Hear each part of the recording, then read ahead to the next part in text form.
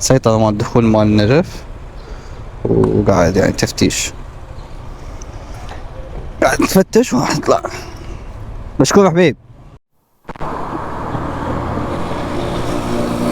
السلام عليكم، شلونك حبيبي؟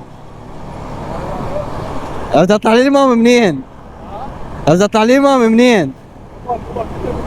والله امير انسان طيب وحباب وخلوق. الله يحفظك الله يسلمك حبيبي اموري. اها ايه جدد جدد لك هوب. من المطار مال النجف يقول لك.